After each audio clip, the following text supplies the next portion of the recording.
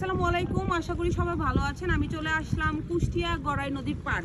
এটা শিলাইদহ থেকে just 1 minute পরেই এই নদীর পাড়টা। এখানে খুবই চমৎকার একটা জায়গা, খুবই সুন্দর পরিবেশ। এই যে দেখছেন যে নদীর পরিবেশটা তো অনেক সুন্দর। এটা কিন্তু এই পারে কুষ্টিয়া, ওই পারে পাবনা। শুধু নদীটা পার হলে কিন্তু পাবনার অস্তিত্ব পাওয়া যায়। তো কি সুন্দর, তাই না? যে এক পারে কুষ্টিয়া, আরেক পারে পাবনা। আসলে খুবই সুন্দর একটা চমৎকার জায়গা এবং ঢেউ খেলা করছে, এই পর্যন্ত আসছে। খুবই সুন্দর এবং খুবই সুন্দর। তো আপনারা সবাই দোয়া করবেন আমাদের জন্য। নদীর পাড়টা আসলে ভালো লাগলো। সাথে আছে আমার বোন রেশমা, হ্যালো, আর আছে অ্যানি।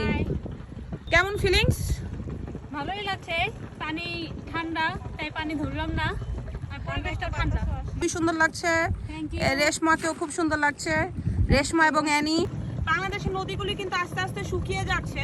মাত্র জেলায় গুলোতে এরকম সুন্দর নদী পাওয়া যায়। ঢাকার নদীগুলি কিন্তু এত সুন্দর না। বুড়িগঙ্গা, তুরাগ নদীর অবস্থা কিন্তু খুবই শোচনীয়, কারণ ওখানে বায়ু দূষণ হচ্ছে, ফ্যাক্টরির বিভিন্ন ধরনের প্রোডাক্ট যাচ্ছে।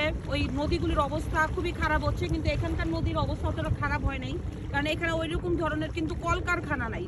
এবং আপনারা জানেন যে নদীগুলি যদি অবস্থা খারাপ হয়ে যায় তাহলে কিন্তু বাংলাদেশের অর্থনৈতিক অবস্থাতে ব্যাপক প্রভাব পড়বে। এর কারণ হচ্ছে বাংলাদেশ যেহেতু নদীমাতৃক দেশ, সেক্ষেত্রে আমাদের অবশ্যই নদীগুলোকে সুরক্ষিত করতে হবে। এবং নদীর দ্বারাই কিন্তু আপনার উর্বর জমিগুলি ভালো থাকে এবং ফসল ভালো হয়। যার কারণে আমরা আসেন নদীগুলি বাঁচাই এবং এত সুন্দর পরিবেশের নদীকে রক্ষা করি, যাতে আমাদের ভবিষ্যৎ প্রজন্ম এই নদী থেকে আমাদের বাংলাদেশের অর্থনৈতিক অবস্থা আরেকটু ভালো হয়। ধন্যবাদ। বর্ষাকালে কিন্তু এই পর্যন্ত পানি উঠে যায় যতদূর শুনলাম। গড়াই নদীর পাড়। অ্যানি